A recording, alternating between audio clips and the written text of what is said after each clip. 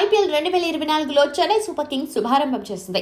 చెపాక్ వేదికగా royal Challengers బెంగళూరుతో జరిగిన మ్యాచ్లో 6 వికెట్ల తేడాతో సీఎస్కే ఘన విజయం సాధించింది. 174 పరుగుల లక్ష్యంతో బరిలోకి దిగిన సీఎస్కే కేవలం 4 వికెట్లు మాత్రమే కోల్పోయి 18.4 ఓవర్లలో ఛేదించింది. ఈ మ్యాచ్లో ఇంపాక్ట్ ప్లేయర్గా బరిలోకి దిగిన సీఎస్కే ఆటగాడు శివం దుబే అదరగొట్టాడు. ఆఖరి వరకు క్రీజ్లో ఉండి సీఎస్కే విజయంలో కీలక పాత్ర పోషించాడు. రహానే అవుట్ అయ్యాక క్రీజ్లోకి వచ్చిన దుబే ఆచితూచి ఆడుతూ స్కోర్ బోర్డును ముందుకు నడిపించాడు.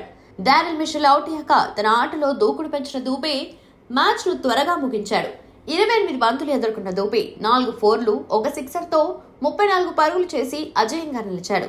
అతనితో పాటు రచన్ రవీంద్ర 37 పరుగులతో అదరగొట్టాడు. కాగా ఈ మ్యాచ్లో తొలుత బ్యాటింగ్ చేసిన ఆర్సీబీ నిర్ణీత 20 ఓవర్లలో 6 వికెట్ల నష్టానికి 173 పరుగులు చేసింది. ఆర్సీబీ బ్యాటర్లలో అనుజ్ రావత్ 48 టాప్ స్కోరర్ గా నిలవగా దినేష్ కార్తిక్ 38 నాట్అవుట్, డూప్లెసిస్ 35 పరుగులతో రాణించాడు. సీఎస్కే బౌలర్లలో ముస్తాఫిజుర్ రెహమాన్ 4 వికెట్లు పడగొట్టాడు.